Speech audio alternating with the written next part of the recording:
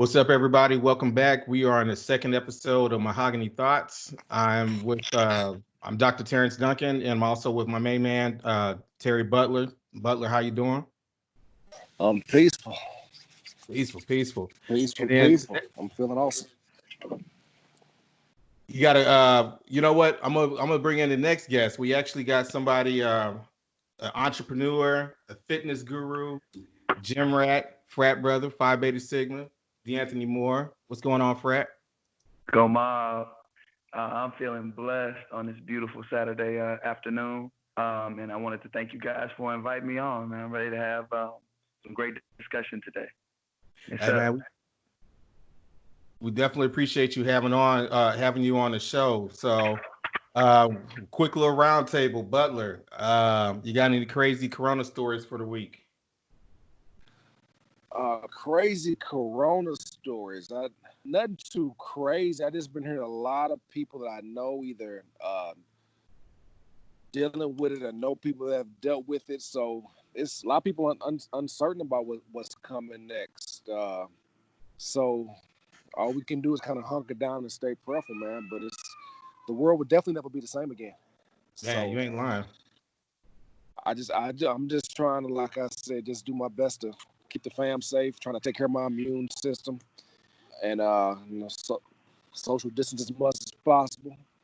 Yes, it's crazy in the streets.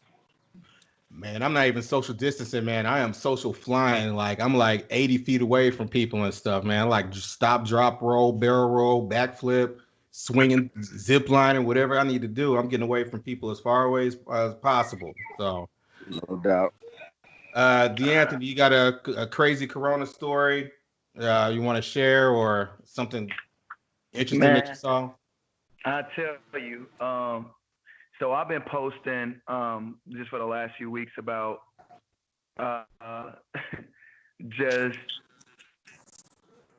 I guess, some of the health disparities in the Black community as far as like just things that we could be doing.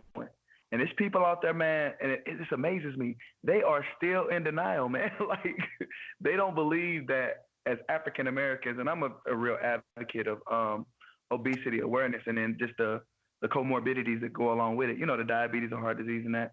And it's Right. crazy that people aren't connecting the dots. Like obviously, I know, I'm sure y'all have seen stories that we as African Americans, you know, I don't want to say we're getting it at a higher rate, right? But we're not surviving it, you know, the way that other people are surviving it. So the death rate in most of these cities that have a lot of urban people in them, it's like 70% African American. And I'm like, yeah, y'all, that's because, you know, pre-existing illness, but anyway, people can't put that together. Like, you know, I think a lot of people have this invincibility, perception about themselves. And I think people are truly finding out because people are still meeting. Man, people are still having barbecues. People are still meeting at the park. That shit is crazy to me. It's Man, just they still in the riverfront. what? Yeah, they still at the riverfront. Somebody told me that they was somebody was Facebook Live. They was like mob deep on at the riverfront and at the what's that one little the little park gas station spot right by the rallies. Out there posted. No. Yeah, they're out there posted. Like, man, it's like it's crazy, man. Hey, look, I had went to my pops had passed away a couple of years ago, and I had went to see. I always try to go out there at least once a month or every 6 weeks.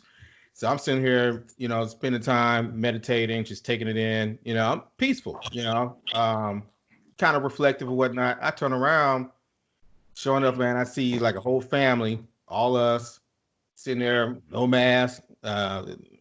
Somebody's grandfather was in a wheelchair or whatnot. Everybody's all touching and kissing and hugging them and stuff, man. And I ain't trying to be funny. I'm looking like, yeah, somebody might be gone, and it's crazy, it's just really crazy. So my corona story is just, and this is going to be something we're going to talk about more, is the level of misinformation that's out there is just ridiculous. Not just amongst us, but just around the country. It's just amazing. We yell facts, we yell 100 all the time, and man, when it's time to be really 100 and really be about the facts, you kind of be dismissive of it. So it's crazy though, Yeah. So I, it's one of them things, man, where I don't know if we're connected. I don't know if we're connected. I don't know if because of what's happened, Tuskegee experiment, different things that have happened, that Black people actually believe this is real. I think that's why that 5G thing became so popular, but just because of people's lack of trust in the medical in the medical community. I don't think Black people have that tie with hearing the doctor say something on TV, even the Surgeon General. Hearing him say something and then them saying, I need to take heed to this warning. This is for me too. Like people are not receiving the message. And I think that's crazy, man. absolutely, absolutely. Well, we're going to get into that a little bit more deeper. We would like to go ahead and introduce our listeners to who you are and briefly about your story. Oh, but before we start with you, Butler, what was your story? How did you get to this point as far as being an entrepreneur, and then just as far as your passion for Black social economic issues? Gotcha. Well, I think even in my early 20s, when I first got out of college, I always kind of wanted to be an entrepreneur, even if it was going to be on a side hustle end. It's because I saw my dad. He used to be a security guard of McDonnell Douglas, but he had a lawn service, so he had me out there in the summer, junior high, push more, dead 90-degree heat. But I saw he was always able to make ends meet because he had this other stream of income. So seeing how hard he worked was motivating for me. Also, even seeing my mother, she was a elementary school principal, and it got to a point where she had her pension and everything, and she got her. I think she got another house after she retired, but she saw herself having to get a second job even after having her pension, just because she was never taught about financial planning. She wasn't taught about getting a 403B to supplement the pension. So for a minute, she had to work at a mall, along with having a pension, just to have some extra money. So I saw that too. I was like, if somebody had come and talked to her when she was in her 30s, even 40s, she could have more money put aside. So now she would have to go back and do these things. So that's what kind of sparks me to the financial services industry. And I started off, actually, I was a junior high math teacher for about 3 years. I had some very interesting stories regarding that. But we go to that another time. But in the city of St. Right. Louis, in the city of St. Louis, Missouri. So I was basically. So basically, them kids drove you to being an entrepreneur. Pretty much. I knew what I found out was teaching was definitely not my calling. That is what I found out. As much as our youth need male role models, that just wasn't me. I lacked patience for a lot of attitudes, and with them, it wasn't so much the boys; it was the girls. The girls were so they were loud and disrespectful, and you really can't say anything to them too much out of pocket just because they're females. Right. But the dudes I could talk to and check them, but the little girls, to the point where they got to cussing at you and saying different things. So, and you would say, the normal spiel would be, I'll send you to the principal, I'll call your parents. They just had no fear of that. So, and they probably saw their mothers talk to male figures in the same way, and they brought that to any male figure they saw. So that part was sad to see with that. Left there and went to, I think I worked at the airport for a minute. I think for about 6-7 months. And I think I ended up losing that job, and I got into the mortgage industry. and then but I got into it right when the mortgage crisis hit. So that was about 6 month career, and pivoted right from that into insurance. And so I was with a company where I was a captive agent, which means I can only sell one company's product, and was there 5 years. Learned a lot. Learned a lot of game about the business and how an agency's supposed to be structured. Then I branched out on my own, and I've been on insurance agency now for about 8 years now. Yeah, So bet. it was a hustle and growing it, but I'm loving that. I love what attracted me to entrepreneurship. I guess in the beginning was my time freedom. I love that I can set my own schedule. If I don't feel like working today, I don't have to. So I love the time freedom. I love the residual income it brings in, and the freedom to kind of do different marketing proposals and kind of focus the business where I want to have it focused. So I definitely love what I do. I get to help people on top of all that. Yeah, my story, is really funny. I know that for those who've known me for a long time, D, you've known me, yeah. For a long 20 time. 20 years. Yeah, about 20 years, man. Yeah, it's been over 20, over 20 years, man. I've known Deanthony for over 20 years. And even before then, like I carry myself, I try to carry myself with pride as often as possible because I want people to look at me, whether they're young or old, to have not really just saying that, okay, well, it's about respecting me as a person, but to be able to know that no matter how hard life can become, you can overcome, or how hard life can be, you can overcome anything.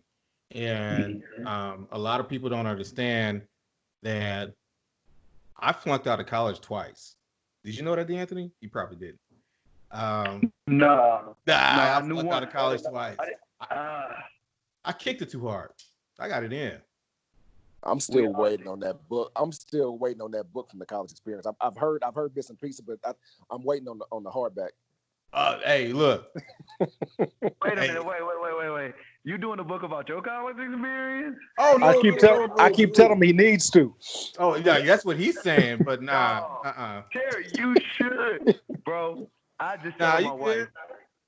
I got one quick story. One day, I don't know, Terry, I don't know if you remember this. Like, I almost lost my life in your bathroom, bro. You remember that time we had that challenge where we had to drink that pint of Bacardi Limon? It was me, you, Malik, Rick. I drank a pint of Bacardi Limon in this dude's living room in like 2.5 minutes. Yeah, you was wilding that day. I was so sick. Yeah, man. I mean, but you know what though? I'm like Jim Nance, and the tradition always continues, like the Masters, because Butler would tell you he's seen me a couple of times where I had little get-togethers and stuff, and people got to get carried out too. So I don't know what it is. I like to have a good time. It's never been. I didn't flunk because I wasn't smart enough. I guess I guess I just couldn't keep my focus right. But yeah, we don't have no pictures up. The good thing is, well, I hope not. We ain't got no pictures.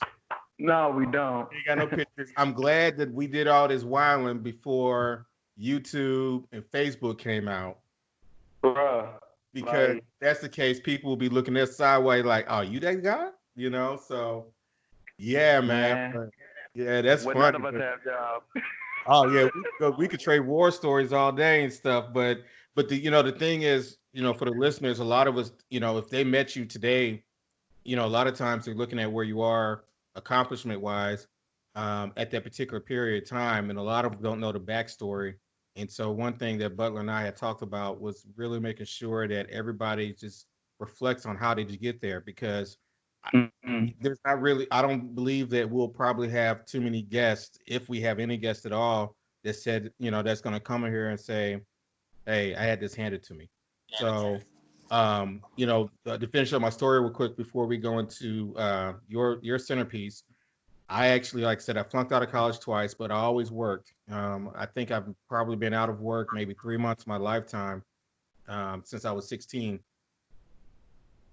Wound up going back to school later, got my bachelor's degree. I was almost like Kanye West, like a career college student or whatever.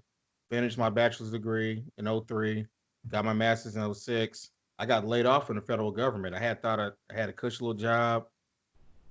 Didn't think that I was ever going to get, I didn't think I ever needed another job. And I had got comfortable and comfortable and complacent. So I got laid off, had a shorty on the way, had to make the adjustments. From there, took a job, serious pay cut, sitting here working from home. I remember watching the news and they were saying during the recession, people were trying to get education, certificates, doctorate, law degrees. So I said, I'm gonna go for my doctorate. And then, several years later, I got there. And during that time, I have done everything from being an assistant to being a damn near like a secretary, all the way to corporate risk management. And that's where my last job was in industry. And then I got laid off as recently as 2019. So when I did get laid off, I had to basically reinvent myself right now. But before I got laid off, I started a consulting business only for the context of trying to get something as far as exposure and experience out the way. So a lot of people think that just starting a job or starting a business is easy as you come up with a concept and you just run right away. There's a lot of learning. So I learned at a loss while I was still working full time. Like Butler said last week, I'm Mr. Did you do your miles? Got laid off again. So now, I'm focusing more on the teaching, the academic aspect, creating product. I'm working on a book, branding, other projects like that. On the Black hand side, on a more diverse side, I'm looking. I actually do consulting and risk management, human resources, et cetera, et cetera. But with the goal of taking a lot of the proceeds of that business, of those operations, and redirect that back into Black related events, whether it be community development, education, etc. So it's actually called social entrepreneurship. We'll talk about that later in future podcasts. But one thing I want people to relate to is that you're going to have roadblocks in your life, and you're going to overcome adversity. And I know a lot of people look at the celebrities, or they look at their friends, their frat brothers, their sorors, their cousins, their aunties, their grandparents, and look at how did they got there. Or what they see where they are today. They look at that snapshot of their picture, but they don't know what led them to that path. So thanks, brothers, for being able to share that experience. So Deanthony, I'm gonna give you the floor. Just talk about your background, and then what led you to your business, and it just any kind of nuggets that you would like to share as far as your journey prior to we get to the main discussion. But before you start, though, we did talk about this the other day when we was trying to get when I was trying to get him on the show, and we were talking and stuff, and I'm gonna try to keep it clean. But I said one the other day, I remember when he had his business proposal, and I remember we was all just sitting here chopping it up, and I'll never forget. He was saying, "Man, this is my business proposal. I'm gonna have a gym. I'm gonna be a trainer." And I remember people was just like, "Ah, okay, woody whoop." The Anthony was actually going to school for another career field, and I'll never forget. Some cats was like, "Okay, that's good." They really didn't seem too genuinely into it, and he just looked at me, and I just said, "F it, why not? What else you got to lose?" So, and just to see him to do that years, decades later down the road, man, it's beautiful. So, I mean, big props, big ups. Really appreciate you coming on the show. So, without further ado, Deanthony, man, you got the floor, man. Just tell them about your story, tell them about your journey, and have at it. All right.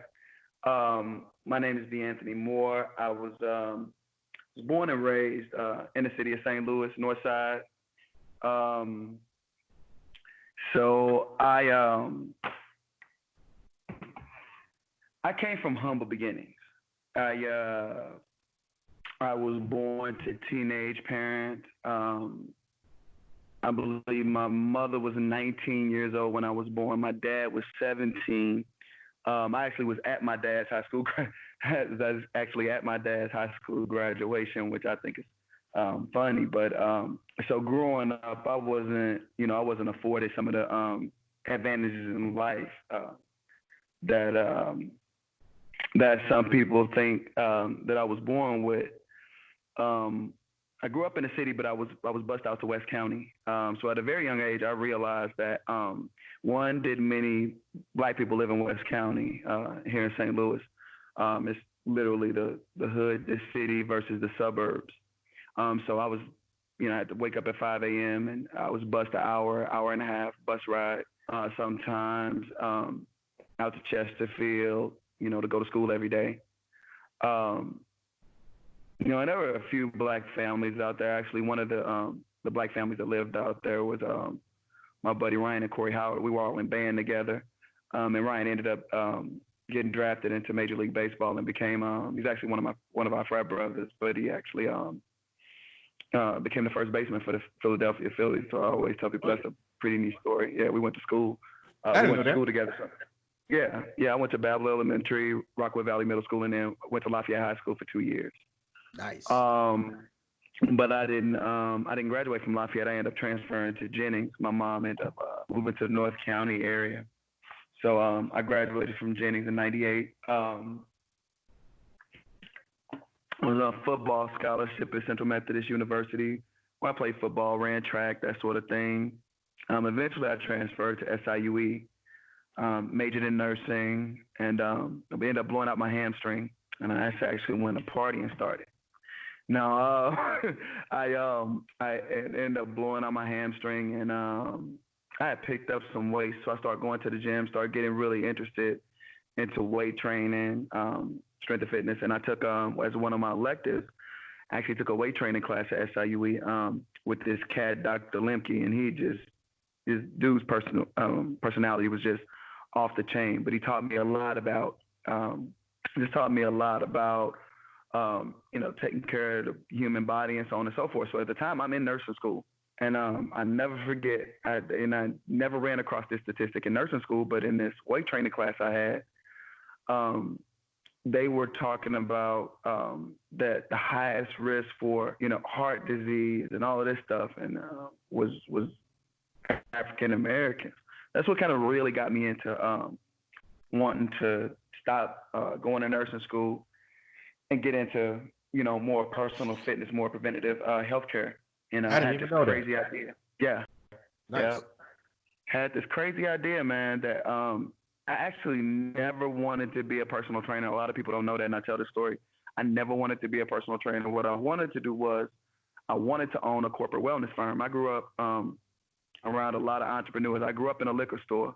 My grandfather were entrepreneurs here in the St. Louis area. They had a liquor store down off Euclid and Page called the Five Spot, and it was like a liquor store, pool hall.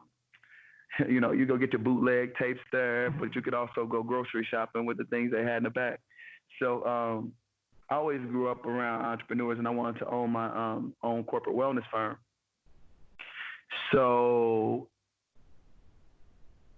I had all these great ideas, man. And at the time, I was enrolled at SIUE.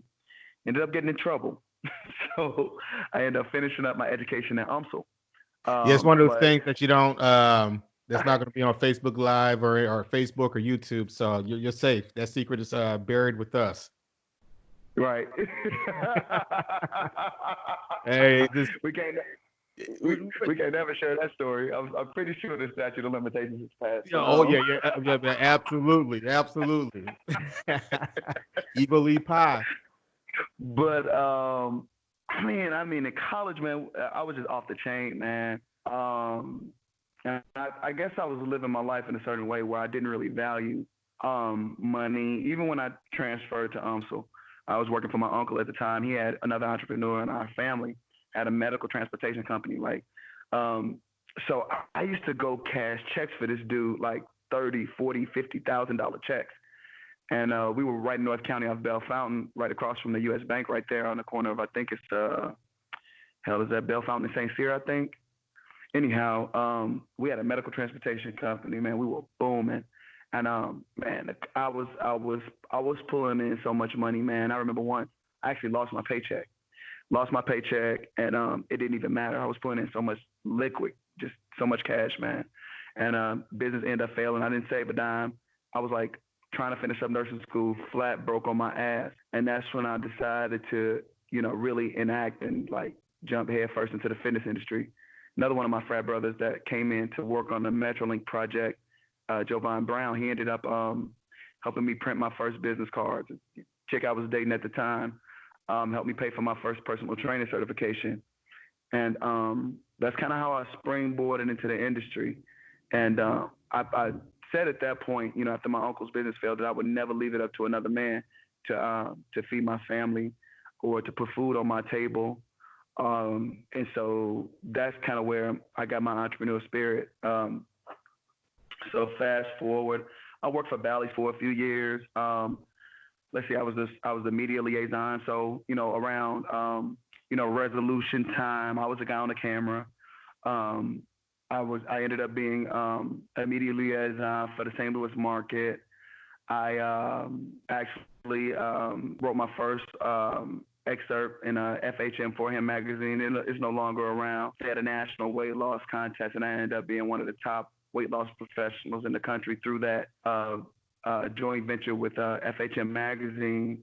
And that was just just a career highlight that really kind of had me take off, that, kind of showed me I could do it. Because when I started at Bally's, I was like low man on the totem pole. And if you know anything about entrepreneurism or fitness, it's all sales, man. Whether you're selling yourself or you're selling a product or you're selling a service. My second month in the company, I ended up outselling everybody in the market. And I ended up doing $17,500 and 1 month of personal training sales in my first January, which was my third month in the company. That was maybe early, late 2004, early 2005, when all of this happened. So I was 25 years old, and basically built my career from there. Let's see, 2009, I decided to leave Bally's and start my own company. And at the time, my mother had been diagnosed with stage 4 terminal cancer. And that just more gave me the reason. Not only, she really gave me the reason to get out there on my own, live my dreams. She ended up passing away less than a year later, so she never got to see the doors of my business open. And all I could think about at the time, I didn't have any kids. Yeah, that was tragic, man. It really was. And I ended up dealing with it psychologically till a lot later, because one of the things we talked about earlier, Terry, was just in the Black community, we push mental illness, depression, and things like that. We push that under the rug. So at the time, it was real. It was just some crazy things going on in my life, in my head. I lost my mom. I was months away from starting my own business, and man, I just buried everything and just put everything head first into my business. And we, myself and my guy Derek Pitts, we started a dynamic fitness studio. We ended up rebranding as HDFitness. We've had partnership with the St. Louis Sewer District through their construction prep program at the Met Center. What else have we done? I tell you what, something recent, man. We got to speak for Black History Month, Derek and I, at the Federal Reserve Bank downtown. That was an awesome experience. Got to speak about entrepreneurial. It was nice. They actually got a museum at the Federal Reserve that I think is dope. If you haven't been down there to see it, it'd be a great thing to take your kids to, or even go see it with the wife or significant other. Right. But what really fueled me, man, is just I'm an advocate for Black people being aware of their health, which we're not. We have very high obesity rates in the Black community, and our number one cause of death is obesity-related illness. Just to be honest with you, 80% of all adult Black women and about 55 to 60% of all adult Black men are overweight or obese. And our number one cause of death, and I mean, it's bigger than the 3 next causes combined, is obesity-related illness. I'm talking congestive heart failure, heart disease, stroke, diabetes, cancer. And we're dying of these things 10 and 20 years earlier than our white counterparts. And that's something that, I always compare it to, violence in the streets. You may get a few protests if it's black on black crime. You'll get thousands of people that'll march in the streets if one kid is killed by the police. But our number one cause of death in the black community is self-suicide through obesity-related illness. And we can't get one person in the streets to champion that. And that's the bull crap, so that's kind of what I've championed, man. I mean, I know I sound like I'm like straight militant. I've always been more Malcolm than Martin. So absolutely. Absolutely. Absolutely. My opinion is extremely unpopular. And Terry made a great point yesterday. He said, yeah, man, it will be. If you're trying to make your argument in a room of 10 people and 9 people have an opposing argument, you're going to have a very tough time, making a point of getting people to see your perspective or your point of view. And I said, you know what, Terry, you're exactly right. So, that's what I live my life for, man. That's just an excerpt of my story. I have a wife. I have a 9-year-old daughter in Richmond, Virginia. I love what I do for a living. And that's me in a nutshell, for sure. So before Butler and I ask you a quick little question about your business or any kind of tips that you want to give real quick, do you want to provide like the website, Facebook information, contact information? I'm going to actually have it provided on the episode content as well. So perfect. So the best way to reach me is through Facebook or Instagram. My Instagram is at HDFitSTL, and you can just look me up by my name on Facebook. Honestly, Deanthony Moore. Our brand name, HDFitness. You can also message me at HDFitness on Facebook. I will have. I'm actually starting up a YouTube channel and a personal brand on Facebook, so you'll be able to find me.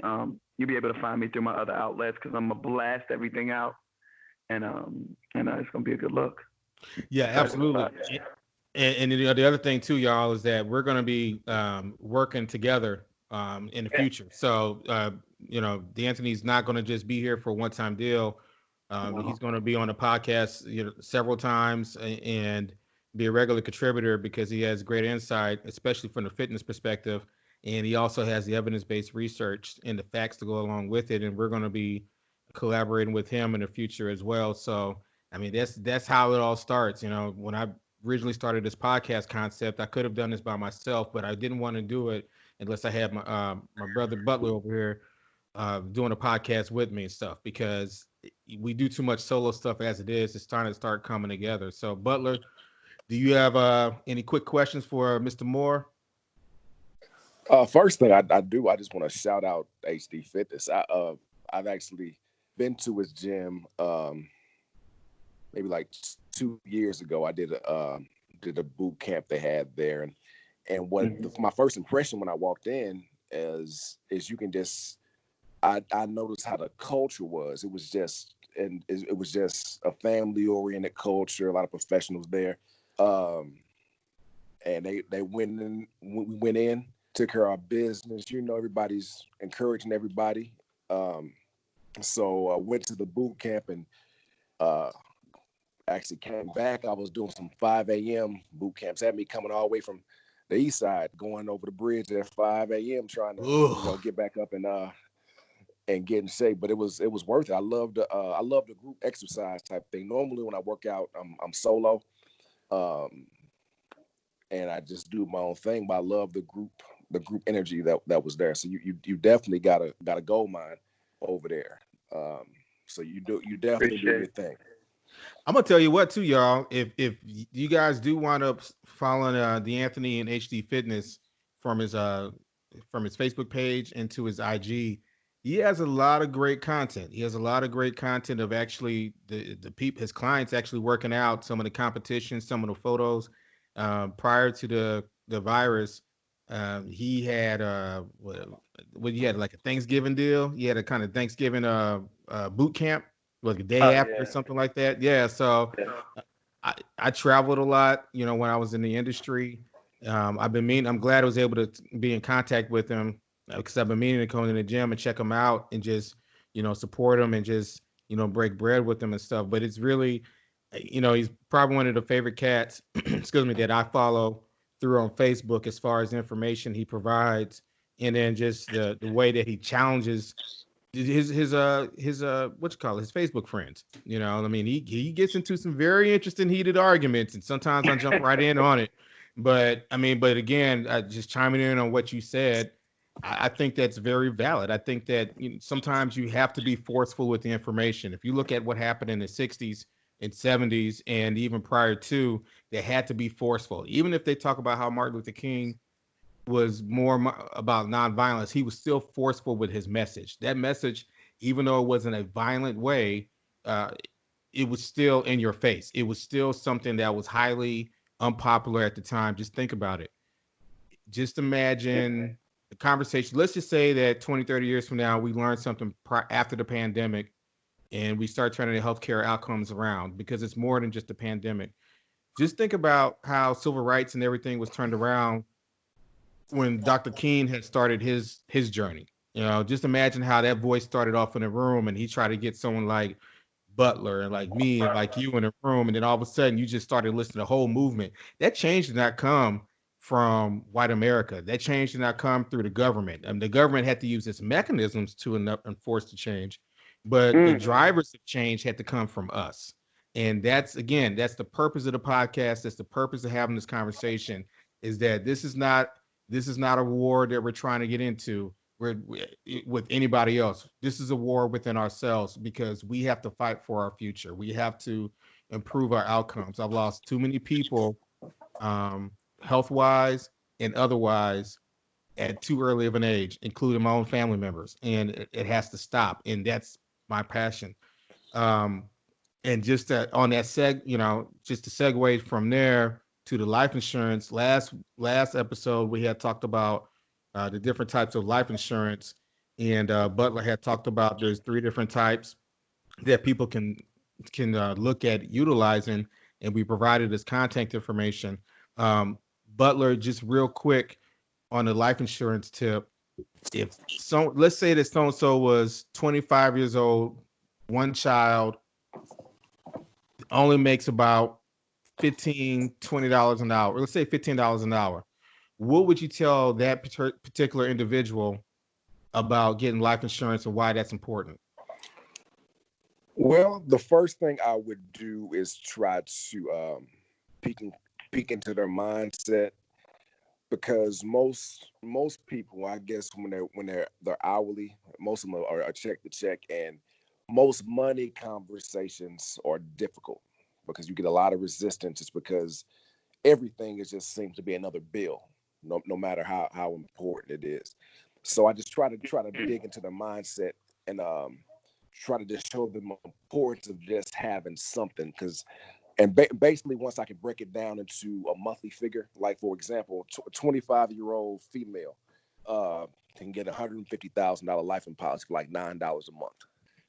So if I break it down like that, and then because I'll never, I won't say never, but most of the times I try to get it to fit within a certain parameter that I know just from hearing the conversation that they can handle without it being a financial strain. Because I don't want it to ever be something to where they can, if they have to make a decision between two bills, they're choosing to get rid of life insurance. I'd say, I'm sorry. Definitely try to share personal stories where people didn't have enough life insurance, not at all, just to trigger that emotional response so they can understand. Because when you're that young, you think you're invincible anyway, and you don't always see the importance of it. So try to trigger them emotionally and be sure I can get them to a price to where they don't have to make a decision between getting rid of this or paying another bill. I want to add to this point real quick to what you said, and I actually jotted down. It said not a bill, but an investment. Not to look at it as a bill. If you are, right, that's if you, definitely important. But yeah, for sure. And if you're in that, again, that goes on mindset too, because at 25, and I think most 25-year-olds that's making about $15 and aren't thinking about investments, which they should be at least in that mindset of learning and understanding. But everything is a bill to them, especially if there's in paycheck to paycheck struggle mode. Everything is a bill. But definitely trying to change the mindset, like you were saying, that's a great point, to where this is seen as an investment in your child's future. If something happens to you, you want to be sure that whoever's in charge of taking care of your son or daughter, that there's plenty of money for them to do so. Yeah. And you know, again, I mean, to me, if you're able to invest into a car and you're able to get auto insurance, you can pay way much less over the course of a year for life insurance.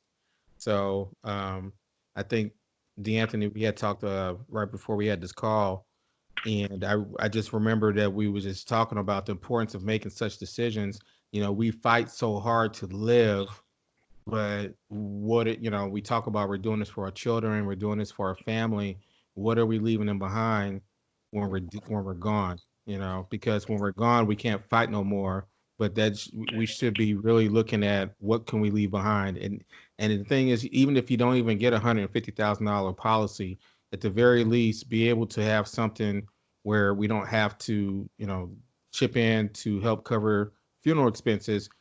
That should be a peace of mind, because losing somebody is stressful as it is, but just to have that peace of mind to be able to cover those expenses and knowing that's taken care of, similar to like having an auto insurance. I mean, death and car accidents are not one and the same, but the process is almost the same.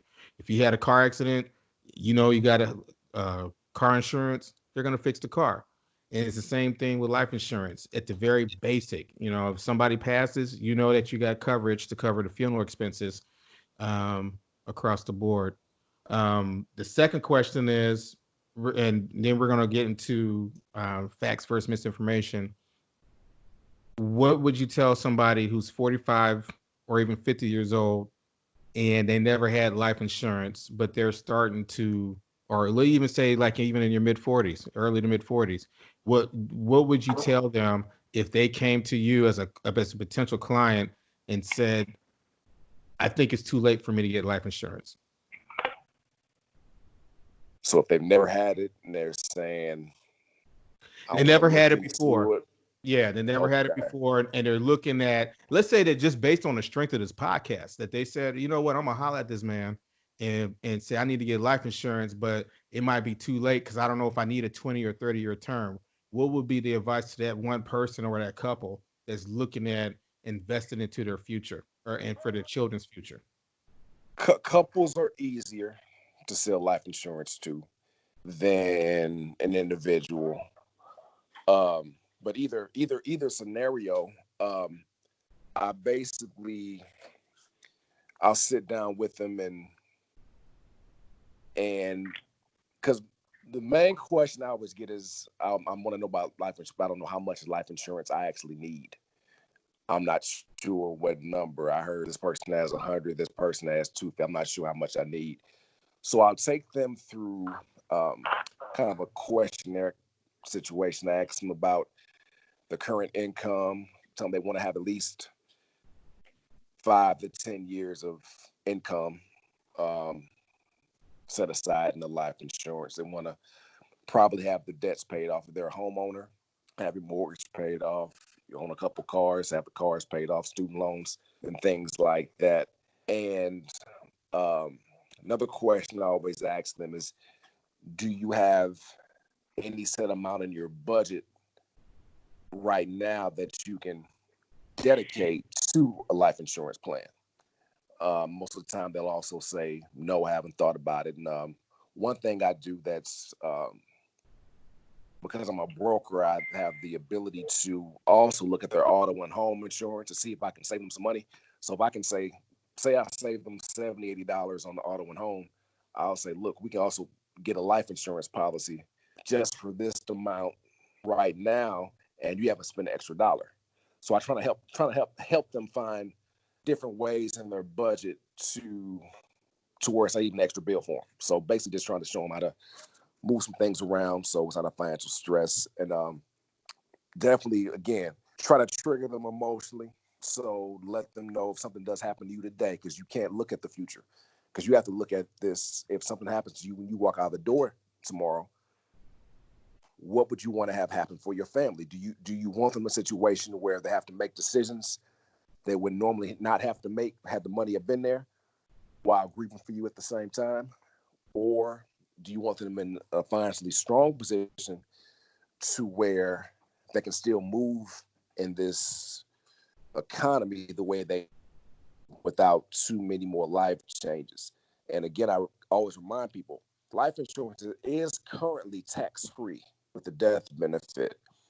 One day it's going to come to the point where the government does start to tax life insurance. Life insurance lobbyists are paying millions of dollars to have their hands off of the government taxing life insurance. But it's gonna come as we get more financial stress. It's eventually gonna come where they begin to tax death benefits as well. So if you need to get it now to where your contract is locked in, because once you begin to wait again, you may end up $100,000 policy today may only end up being 70,000 tomorrow once they ever decide to start taxing life insurance. So just going over those different scenarios, and again, one of the most important thing is to emotionally trigger them so they can kind of put themselves in a situation where they're saying, really kind of almost scaring them to the point where you are in a really, really bad situation, because something can happen to you tomorrow. And it's kind of easier now with all this COVID stuff going on. You see people getting sick and Right. dying suddenly. So it's easier to kind of shock them into making that decision. But definitely just stressing the importance of also legacy building, wealth building, like reminding them you don't want to see your son or your daughter have to go to the bank to buy a house if you can do something about it now. You don't want to have to see them go to a finance company to get their car. You don't want to see them have to go to a bank if they want to start a business. You want to have all those things taken care of so we can stop starting over at zero again. That's what puts so much stress on us as a people. We keep starting over. Generation after generation, we're starting from the same place the other generation started from. We need to be on to where we're leaving assets to them, so they're building and building. You should think your family as like a Fortune 500 company, and you want to keep moving that company forward without having to reinvent the wheel all over again. And you don't want your next generation to go through the same things you did. So those are kind of things I kind of stress with those sit down meetings. Yeah, that's deep, man. And for those who are on the fence, I really hope that you hit that scrub button back and replay that track again and stuff, because that was some very good information, very good knowledge. And like I said last podcast, I'm with Butler, so I could tell you personally, that's another thing. I support my peoples. And I switched out of a prior larger carrier to go with Butler and stuff because I know him personally and I knew that he's not going to try to hustle me. And I'm pleased with the insurance coverage that we have, and like I was D, we was talking earlier, it's like this stuff had us so shook that had to sit there and think like, man, I gotta make sure that the will's even put together, and that's a whole different conversation. But just being able to know that you got peace of mind. I know thinking about death is scary, but just to know the peace of mind, like you said, that you leave something to cover most, if not all, expenses, and at least leave something in the pot, and if you can transfer an asset, then that's great. If you could transfer an asset to your kids, and you have the right legal mechanisms in place, then that asset can continue to generate income of that can really produce wealth for the next generation. So definitely appreciate that. We're going to spend the last quarter of the podcast, about 15, 20 minutes. We're going to talk about facts and misinformation. Deanthony, I talked earlier about a prior conversation that we had this week, and we were talking about the what would happen when you're in the room. And this week it was really interesting. I've known a couple more people that tested positive for COVID, and just talking to other people in general. And it's just really amazing that with technology and all this information that we have available, that we're still being misinformed. But before we start this, I want to say something that's actually in my book, and it just came across my mind. Misinformation has been a weapon against Black people for actually, it's been a weapon for centuries. Um, the Roman Catholic Empire used misinformation to help dominate their foes as far as like wartime strategies and just sowing seeds of confusion. You have in different theaters, what they call war battlefields, they call it theaters, and different theaters, they use misinformation to throw their enemies off guard. For those who watch Game of Thrones, if you remember in Game of Thrones, they used the scout to find out where the Starks were, and they said there's only 2,000 troops, but then 18,000 was on the back end. So misinformation has always been there. And if you think about the most recent election, the presidential election, and if you just think about J. Edgar Hoover and COINTELPRO and everything like that, misinformation and Black people has always been almost hand in hand, and we're trying to break this chain. And what we're seeing with COVID-19 is basically the same thing: misinformation. And I don't know if the misinformation is generated from us internally as Black people, or if it's being planted through the algorithms, through other social media bots and trolls. But we want to be able to address specifically misinformation for COVID-19. We're not throwing shade on the people who believe a particular conspiracy theory, or now you're gonna laugh. How you gonna laugh? What I say ain't gonna throw no shade.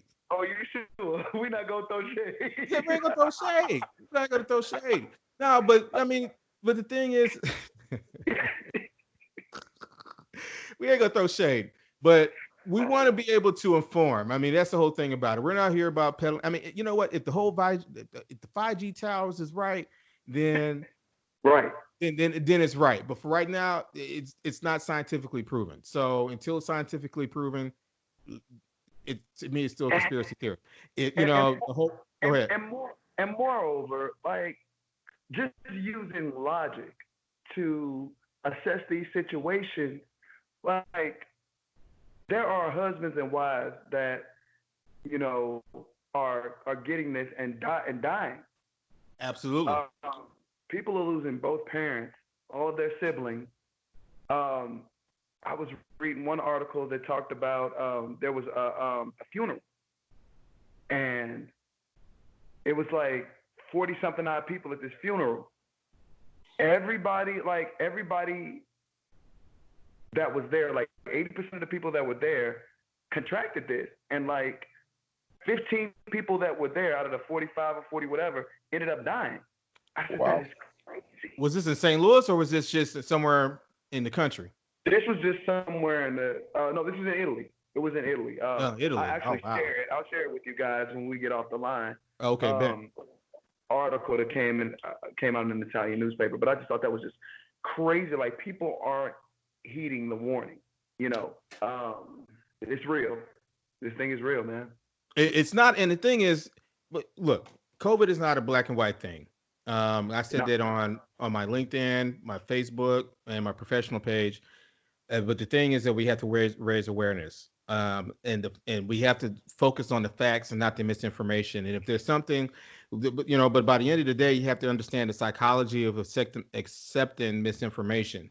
And if it feels good, if it's something that you can rationalize it because you're not familiar with the other aspects of it, you're going to accept misinformation before you accept the facts. We yell facts. We yell 100. We're going to keep it 100. We're going to say for real. We're going to say all types of stuff. But by the end of the day, we still want to peddling a lot of misinformation to each other. And like Deanthony said, it's very dangerous. I mean, just the fact that, for the longest, and they actually had some professional associations where they actually had several medical doctors who were black. They had to say that they were fighting against the misperception that black people cannot get COVID-19.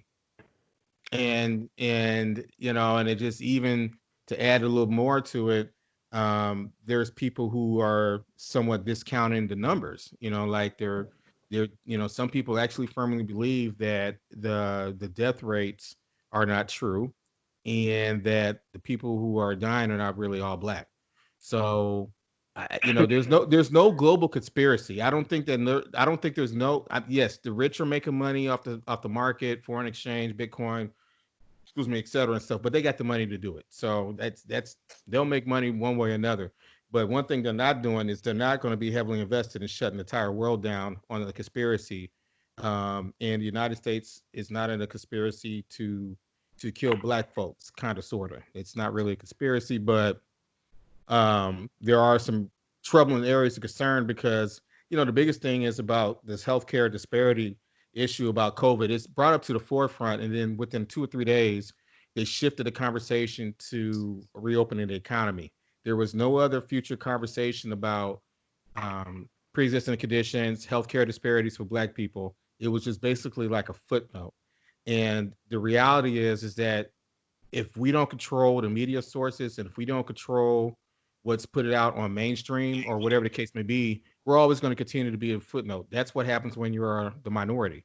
And as much as we are as important as anybody else, that's just the reality of the situation. But it is our responsibility to make sure that we are providing facts over misinformation and just being stewards of the truth instead of the spreader of lies.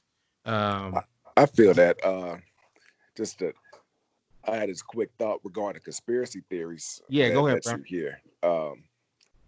And I guess with that, I don't know, I won't say I'm a conspiracy theorist, but I am a person that always calls to pause anything new happens, just because of how America has treated Black people from the beginning of time.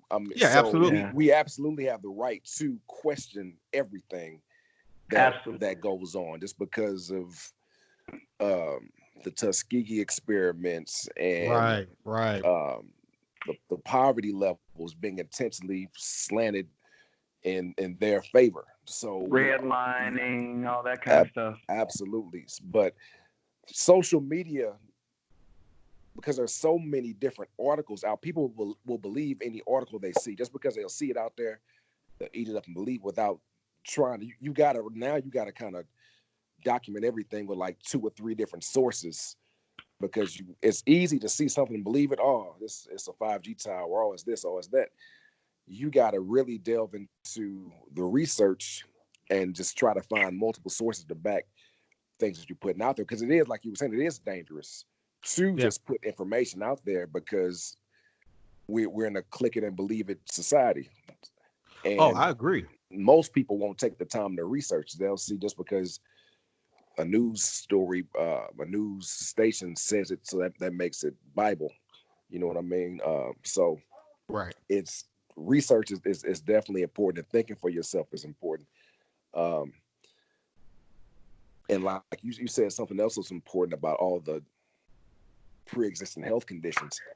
Hopefully this will help us wake up to, and I haven't, we hear a lot of things about washing your hands, social distancing, but I really haven't heard I would say mainstream media say anything about building up your immune system with eating properly and things like that, and cutting certain things out of your diet that's hurting your immune system. We're not hearing that. And that's you're the expert.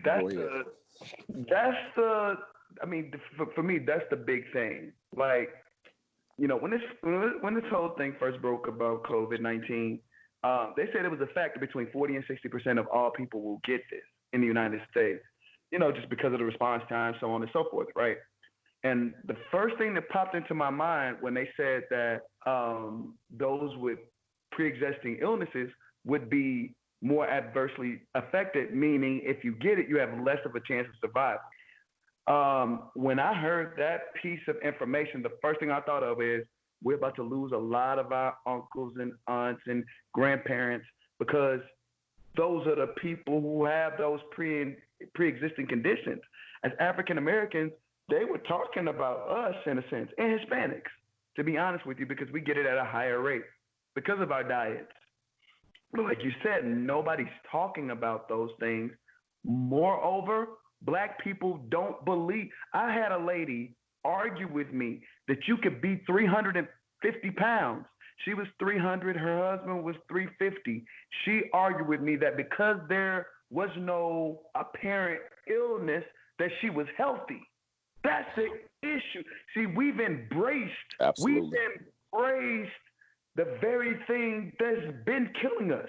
This COVID-19 just brought it to the forefront.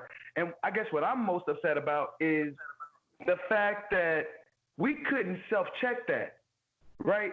It took a virus that exploited those weaknesses that we had. And for it to be plastered all over every major news outlet in order for people to even pay attention to it. Even after all of that, we're still in denial that that's a thing. The problem is that black people don't believe that they have any of these pre-existing illnesses or that they're more at risk for dying of COVID-19 because of it. They don't believe it. Yeah, and it's frustrating. And like I said, we talked about this before. And Deanthony and I, we've been chatting a lot more about it because we're actually aligned on this issue. But he put a comment, he put a post on Facebook, and I actually provided a comment that actually said before it became mainstream that I was really concerned. I said that we as black people need to take heed of this because of the fact that the underlying conditions and things like that. Look, I got high blood pressure, I got sleep apnea and stuff like that. I'm at a risk factor because we don't know what underlying issues can lead to an increased probability of mortality rate. So, but the thing was that it was something concerning enough where if you know that we don't have a vaccine, we don't know too much about the disease. A friend of mine who's still in a hospital told me the doctors told him at BJC said they're still trying to understand what's going on. They're starting from scratch, and right now, until they get enough concrete evidence, it's just wise for us just to chill and take it easy. But the biggest question is, gentlemen, is how do we start practicing? Because this is going to end at some point. This is not going to last forever. But as I said before, unless this conversation picks up again in the media, right now all they're concerned about is opening the economy. They're not talking about solving these issues. It has to be incumbent between us. But how are we going to be able to shift the dynamic to be able to start providing more facts than information? How do you want to be in? If you're in a room with 20 people and you have 3 or 4 people and they all were knowledgeable, evidence-based, whatever the case may be, and they say, here's what the facts are, and those other 16 people are talking about all the other conspiracy theories. And for the record, there's one conspiracy theory that I'm interested in, but I won't comment on it until it's factual. So I want to kind of re-clarify our position, because what Butler said actually made a lot of sense. There are some things and stuff, there are it does cause skepticism, but I guess I don't embrace them publicly until the facts are known. And one of them I actually shared to you, Butler. I don't know if you remember it and stuff, and I'm not going to talk about it, but I've been on that belief for the longest. But for right now, that's something I can't control. The only thing I can control is be able to talk about the truth. And so how do we start this conversation to start changing this healthcare disparity around? How do we want to continue to educate and inform individuals without really shaming them or condescending and stuff? Because our mental health is shaky for black people, period. And whether people want to admit it or not, like I had mental health issues and stuff. I had suffered through some things before that I was struggling with.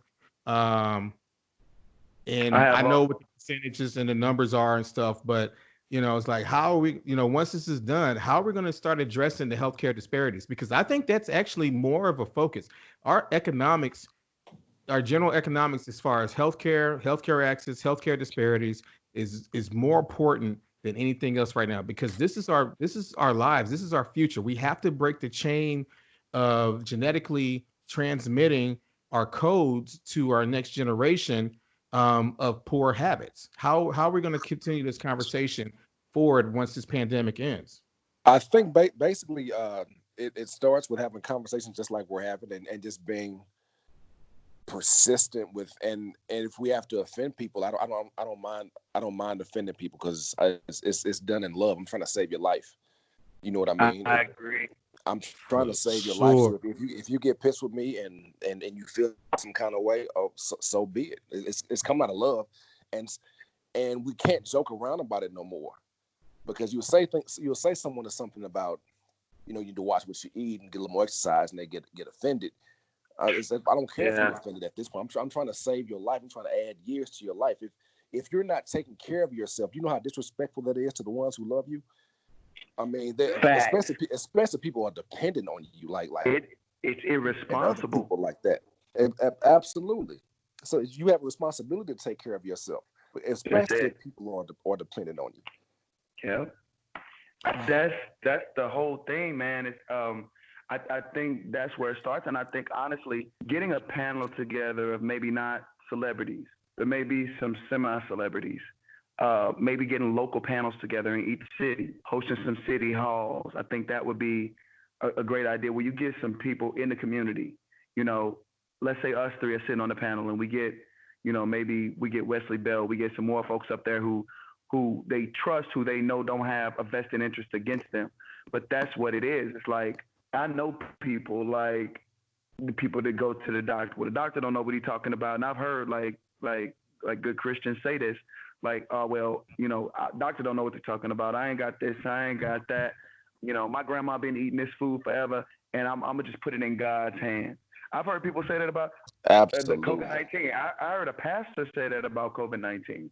And I believe, and it's like, come on, man. That's just irresponsible, because you got people that are listening to what you say. And like for us, the Black church is our stronghold. I think, although I would love to have that as a part of it, I think that probably needs to be a separate conversation.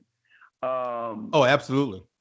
Some of the most obese people are in the Black church. Absolutely. But people don't want to talk about that, though, because at that point, now we're invading on, in on people's, privacy, and people really feel like their personal health, right, is an individual choice. Well, I have a different perspective. I think it's a community issue with Black people, and it's always been a community issue. And we're seeing that now as people continue to socialize, knowing that they can put their loved ones at risk. Like, just the sheer irresponsibility of that. We don't take responsibility for much. That word keeps popping up in all of our mouths today for a reason. I don't think we don't take personal responsibility and say, you know what, that's on us. We did have these underlying illnesses. Now, what can we do about it? We're not saying that as a community. So I think just coming together and maybe getting some local folks together who the people can trust. There are Black doctors in every community.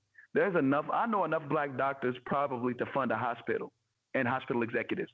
No kidding. I know plenty of physicians and nurses and nurse practitioners. I have two practitioners in my family. My daughter's grandfather and my daughter's mom, they have their family has one of the oldest medical practices, I believe, in the country. Started in Richmond, Virginia in 1910, 1911, something like that. I'll be happy to talk to Dr. Jackson and ask, what could be done on different levels. Although he's in Richmond, I'm sure he would have some insight. He'd probably be a great guest for the show. But him being, their family's been in the medical industry for almost 200 years, and they're Black. That's saying a lot. Nice. Beautiful. Yeah, I just think just to piggyback what you said to both of you guys, the book that I'm writing on, I've already finished up the healthcare piece prior to COVID, and one thing that I saw continuously over and over again is the research is saying that, okay, here are the issues, but constant themes is faith, healing by faith. Healing by faith and stuff, by praying it away. And then the other thing too is just trying, the mistrust of the medical community. So I think that I agree with you. And that's where I shifted a lot of my focus, is to educate and inform, and to actually start being on part of different groups, panels, conversations about education on that. It's definitely something that we have to do. It's definitely have to be a focus. And just using a platform like this is really important, because I don't, you look at a lot of the podcasts or, a lot of the conversations that are coming out, they're pretty much slanted on certain topics and stuff, but how many of them are really going to deep dive into this, and how many of them are going to do it consistently? I mean, we're going to talk about other things too. Like we're going to get people from, from the South that's going to talk about, being black in Mississippi, and, during a time when it was heavy racism and segregation and whatnot, and just the whole concept of owning land, to, educators, to mental health specialists. And we're going to have a jack of all trades, but just to be able just to change that conversation to facts, but not misinformation. That's huge. That's really huge. Yeah, I think that there's a conversation that has to be had about us accepting who we are first. I think before we can accept the facts about something like COVID-19, I was getting arguments about the fact that black people were at the highest death rate because of obesity-related illness. I've been arguing with people for 3 years about that. Yeah, you have. People and really that's crazy. The fact it's an argument. That's the crazy part, that you actually have to have an argument or a debate over that. It's actually a fact. Yeah, that's a documented fact. You can't argue with facts. and so I even, a lot of it, at first was opinion based. And then I started to adapt that, well, I'm only going to speak the facts. This is what the numbers say, and this is what I see. And I don't know how to make this sound any better than I'm about to say it, but I used to sit in a loop at Starbucks in the U City loop, and I'm laughing because I'm trying not to just be. And I had posted a stat, and like the day before, 8 out of 10 of all black women were overweight or obese, and our sisters have to take care of ourselves. We're losing our grandmothers. That was the premises of the post. The next day I sat there and I counted 50 black women. And it was 8 out of 10. It was 8.2 or 8.3 out of 10. Wow. And that blew my mind. I counted. I did my own research. Forget what the numbers say. Let me just do my research. And if you go outside and count, you'll count the same thing. I mean, it's not, these are facts. This is something we can see, but I believe we've embraced the culture of obesity. It started back in the 80s, man. Like, you wasn't overweight when you was a little boy, right? You was husky. I was husky.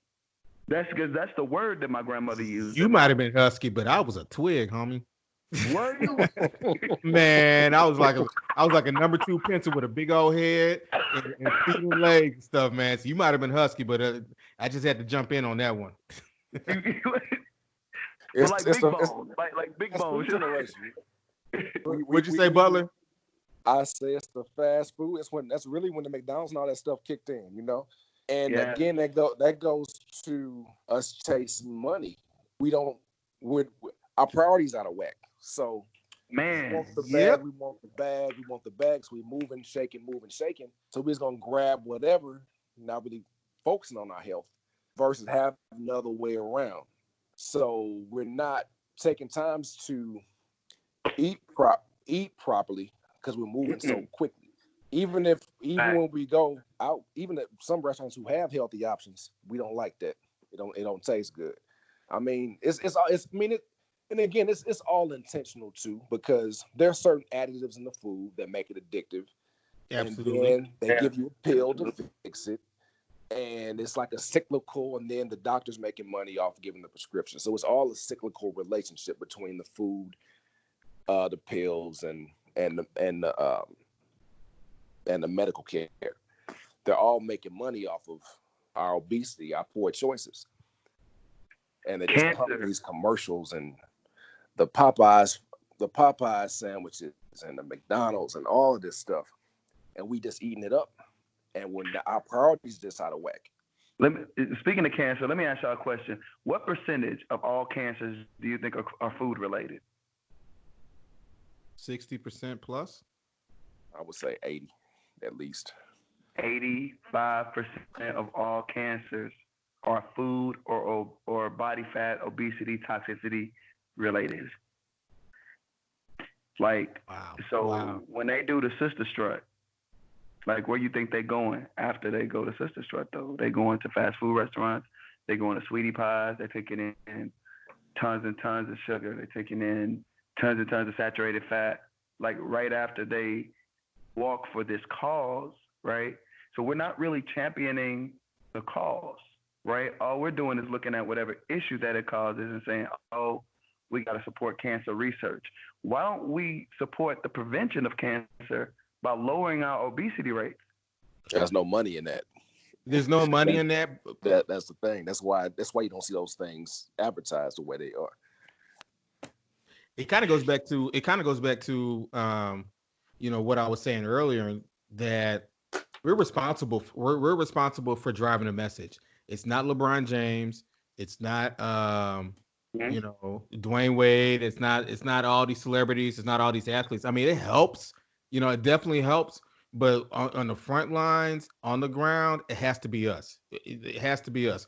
And for those who listen on the call who probably roll their eyes and stuff about sweetie pies and the Popeye's chicken sandwich, which I never had, you have to, it's not even about shaming and stuff, but it's a fact of stuff, because the thing is, if you're so concerned about COVID, or if you're so concerned about HIV, you're so concerned about Hep B and all the other illnesses and disease that's out there, then you should, like Deanthony said, take the personal responsibility and focus on your health. If you have children, don't wait until you're laid up in a hospital bed or an ambulance thinking that you can turn it around. Like my dad, he wasn't in a hospital for almost 15, 20 years, and he went in, he was gone in 2 hours. And from what I recall, from my brother told me, he said my dad had this look in his face, like almost like, man, like I wish I could just, I need to get it together and this and that. He ran out of time, and we shouldn't be in this, and I mean, when it's your time to go, it's your time to go. I want to go ahead and really stress that. But there are some things that we can't control. And like Deanthony said, dieting and food. I mean, I don't think that you can cheat and have a guilty day every now and then, but the core focus is continuing to take care of your body. And they say it in the Bible how your body is the temple. If you want to pray on, if you want to say, your faith is and you're going to pray it away, go back to the scripture where it talks about how your body is a temple, and what you put into it is just as important as the prayer. And I know that's not the exact scripture, but that's kind of like the point. But the other point too, and it made me kind of think about it. I think Butler had hit on it, and it made me think. I will never forget a while back I was watching White Man Can't Jump, and I was just sitting here just peeping, and then I saw Living Single, and then I sat there and I thought about it. I was like, damn, them people were small. Yeah. You know what I mean? Like even back on Living Single and stuff, Queen Latifah was considered, thick. She was thick, but you put Queen Latifah now compared to, or Queen Latifah back then to now, she's probably below average or below average. You sit there and look at it. She was bigger, but she wasn't, she was big for that time, but compared to now and stuff, I mean, that's nothing. You know what I mean? And it's just kind of scary. Even the men, if you look at the men, I even watched last night. I looked at the Bulls and the Knicks when Jordan first came back and saw how skinny Michael Jordan was. I'm like, damn, Michael Jordan is skinny. Right. You know what I mean? But it's just what you put in your body and everything like that stuff, man. Is you gotta. It's scary. It's really scary. And I had to start making some lifestyle changes, in a lot of ways and stuff, because I didn't want to be in that situation. I didn't want to be in a hospital 5 or 6 days and stuff because I couldn't stop drinking, because I couldn't. Because I wanted to eat out all the time or whatever the case may be. It's scary. It's really scary. And so many people our age are just dropping dead, man. I mean, that's really what woke me up. I'm seeing cats I went to high school just having heart attacks, having strokes, just out of the blue. I'm like, what's going on? I'm like, it got to be this food. Yeah, it got to be this food we're consuming, and on top of that, stress. When you add the stress of just being in America on the go, plus a bad diet, that's just a recipe for disaster. So we definitely, if it's up to us, we got to champion the cause of definitely getting our people just to make better healthy food choices. Go ahead, Deanthony. Okay. Now go ahead, because we're gonna go to closing thoughts in a second. Okay. It's like I do a workshop called The Perfect Storm, and it talks about all of the things that you could do to like keep yourself healthy. It talks about exercise, it talks about stress management, proper hydration, proper sleep, I even have a self-care clinic that I wrote that kind of came after that. And as I looked at those factors, the keys to self-care and the things you need to do to create this perfect storm of health for your body. As African Americans, we're doing the opposite of that. I think it's imperative that we not only identify those factors, but understand the type of change it is going to take for us to enact on that from a community standpoint, man. We have to create this perfect storm of circumstances that allow our people. You talk about economics. I mean, I cook things and I put them on Facebook, and people don't even know the foods. They're so used to just, if it ain't a chicken sandwich or something fried, they don't even know it. So I just think we need to create a perfect storm of circumstances for these folks to really see this for what it is. We shouldn't be dying at 40. But like you said, we're watching the people we went to high school with, and they're dying in their 40s. Lost a dear homie, 43 years old, man. That's a couple weeks ago. Still, man, rough. Yeah. Hopefully we see more platforms popping up after this COVID-19 thing, man, because this really, really needs to happen in order for our people to survive and thrive, man. I saw that same look of desperation, and I wish I had it to do all over again in my mother's face. She died at 49. She had her first heart attack. I was standing right there, and she was 40 years old. And she passed away at 49, and she'll never know, her granddaughter. And that's the thing, man. If I die right now, I'll never know my grandchildren, and I think about that. The legacy not only goes for finance, but also for health, man. Also for health. I think about all the things our grandparents have taught us and how important it is to foster those relationships as young Black people. And our offspring may not have that opportunity, man. I'm gonna leave with that. And you know what? And as we wrap up, just something I want to, Deanthony, you just made me think about something about as far as like seeing your granddaughter and whatnot, or seeing your grandchildren at some point in time.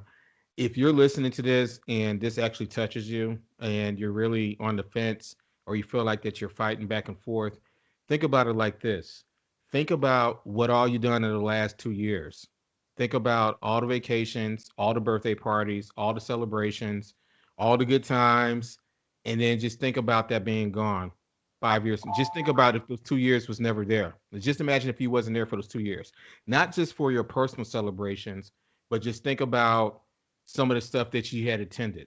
I told my dad that if he didn't get his health together and stuff, he wouldn't see his grandson graduate and his grandchildren graduate, because I have a now 19 and 13-year-old, and he was strong in his belief that he was going to make it. He never made it. And when he graduated, that, when he died, that was one of the first things that crossed my mind. And when my oldest graduated, it really resonated. And just listen, if you guys are really paying attention to some of the stuff that we were talking about, and you don't have life insurance, consider life insurance. If you want to get yourself in shape, contact Deanthony Moore at HDFitness. You can definitely make the change. It's not too late. It's too late when it's over.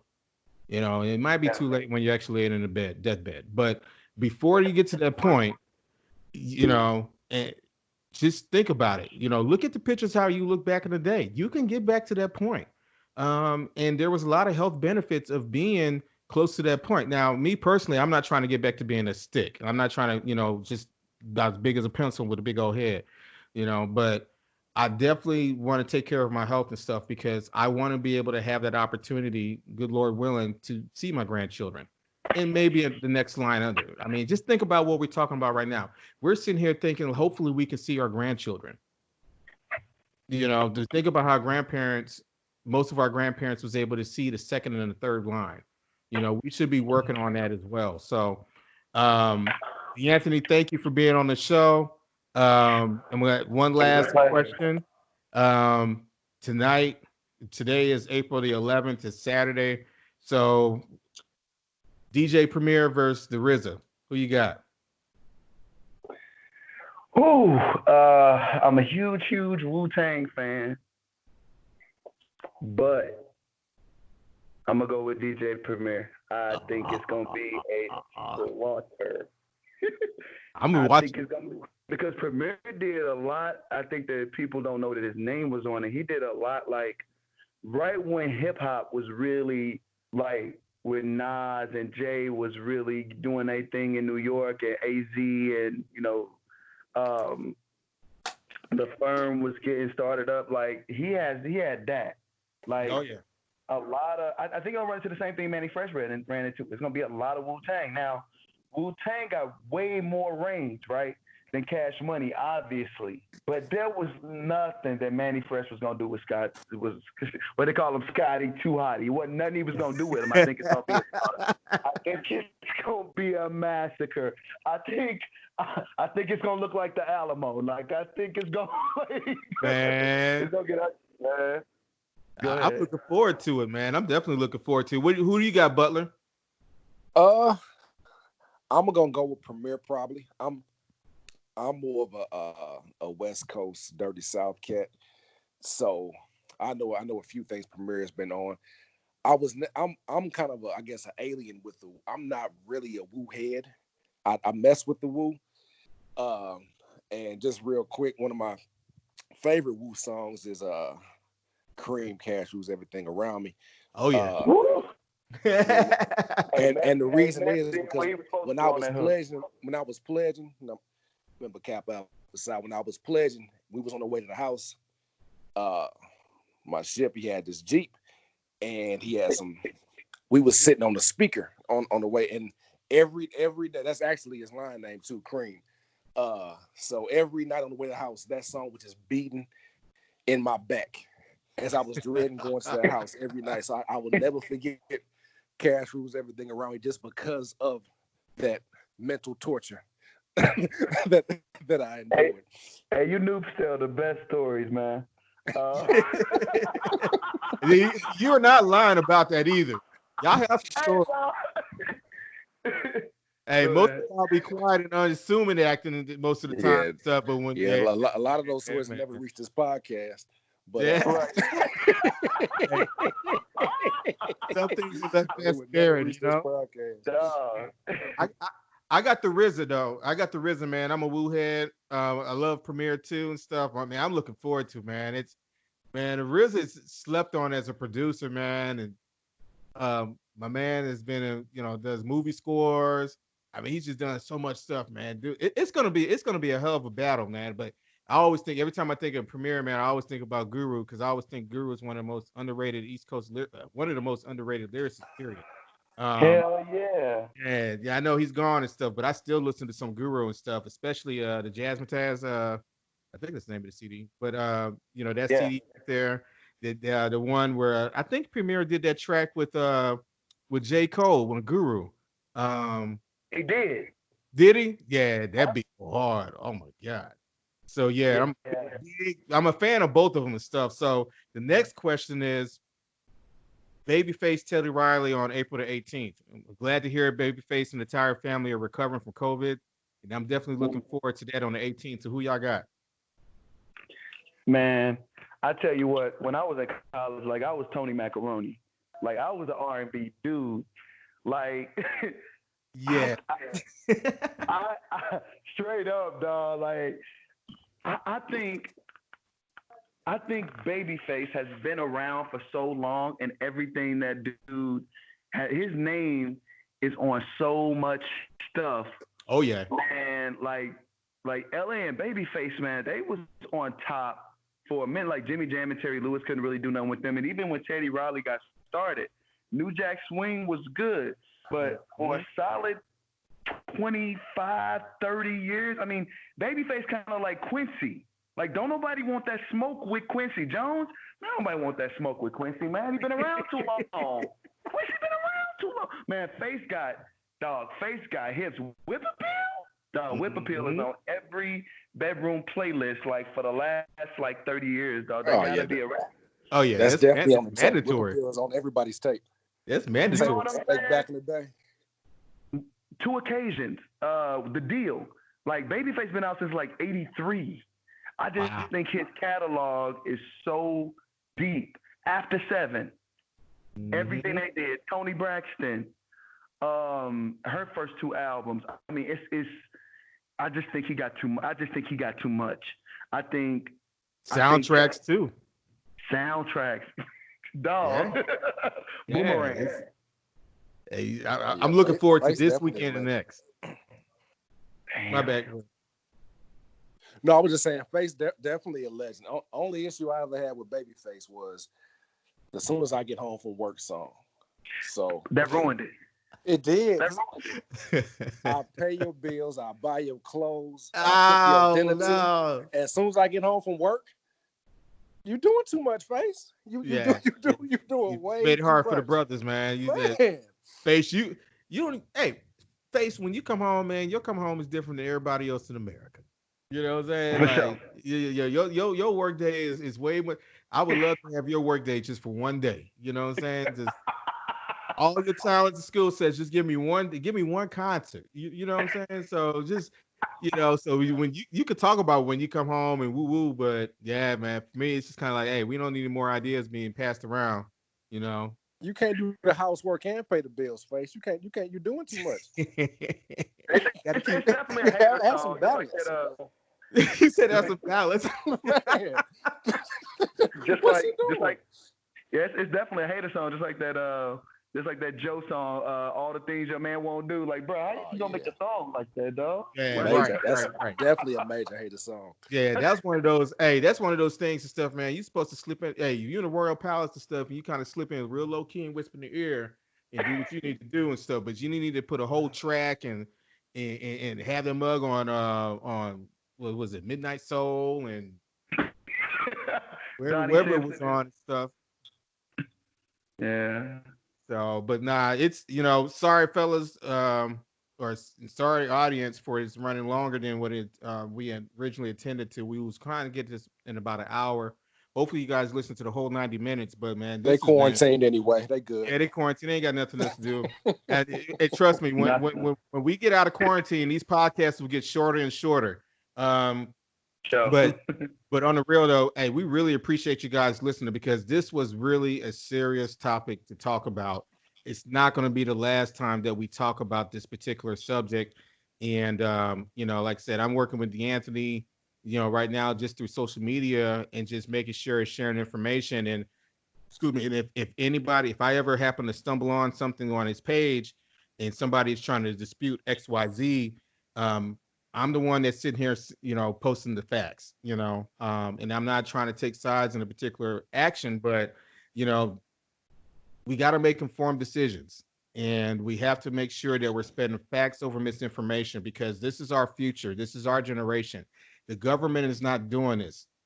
We're doing this to ourselves. Nobody from the Trump administration is on our Facebook pages telling us that, that's 5G towers. It's not saying that it's biological weapons or stuff like that. We have to make sure that we are really dissecting what we're receiving and be able to spread that out, spread that knowledge out towards everybody else, to the point where when you're in that 20 people in a room, 16 of the people have the facts and 4 people have the misinformation. Deanthony, do you have any last words, 90 seconds? Man, with Easter coming up tomorrow, y'all, I want to spend my time and just talk to my people, protect my people, like stay in the crib, man. It isn't worth it to be around your relatives, especially the ones that are older, because you may be exposing them and possibly sealing their fate with just being around them.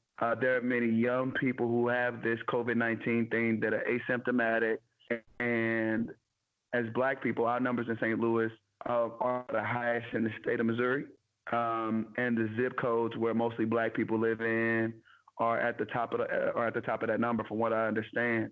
That's correct. All of the deaths in St. Louis have been all African Americans. I'm just saying all of this to say that we have to even if, like you said, the government is plotting against, whatever. The statistics are showing us, and I'm seeing it. I have friends losing parents and grandparents, and one of my clients in Atlanta called me and told me her brother, 58 years old, underlying conditions, died in New York, and she won't even get an opportunity to say goodbye. Like, Wow. this is real. It's happening. It's right in front of our faces, and we need to be responsible. Let's stay in and do our part, and we can sort it out when this is over. And I'm gonna leave with that. I want to thank y'all for having me on today for sure. It's a great conversation, fellas. Man, we Definitely love it, appreciate you, man. brother. We definitely love it. Butler, any last word, 90 seconds? Last words, man. Piggyback off what he said. Just stay in. Take advantage of all the technology like we're doing now. We got Zoom, we got Skype. You have a lot of way you can keep in contact with people. I've seen people having virtual happy hours, virtual meetings. Get creative and take this time too to focus on your mental health. I know it's difficult. Sometimes being in isolation, not be able to move. So also find a way to, if you got a book you haven't read, a project you haven't completed, find a way to occupy your time and don't spend so much time on TV looking at the numbers and statistics and things like that. Use this time to Absolutely. work on your self-development. Work on you during this time. You can't move, so just work on you. Do some home workouts. You can't go to the gym. Real Run in the talk. backyard. Do whatever you got to do just to maintain your mental health in this time, because it's definitely important too. It's a fact.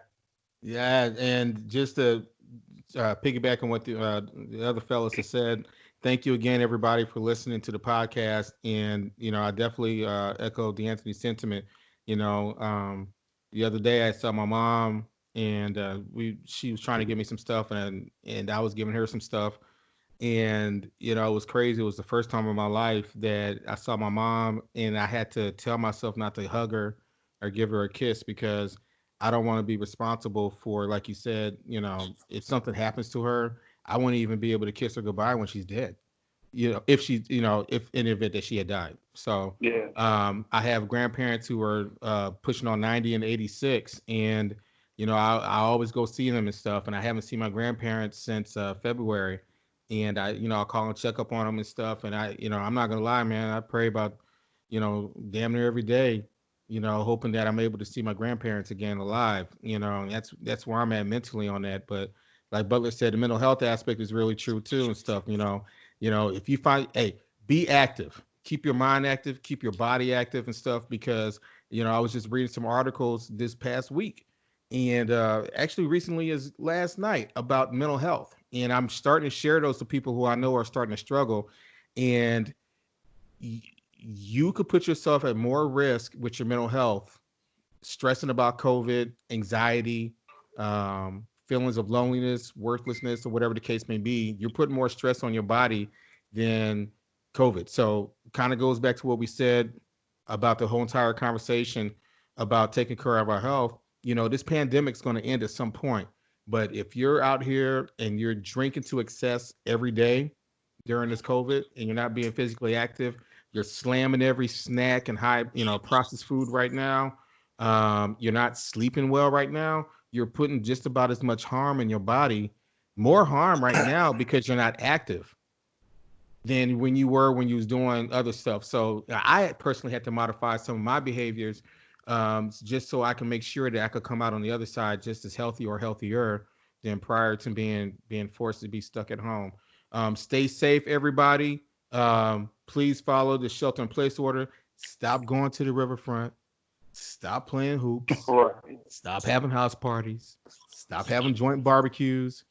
Do your Easter egg hunts by yourself, you know.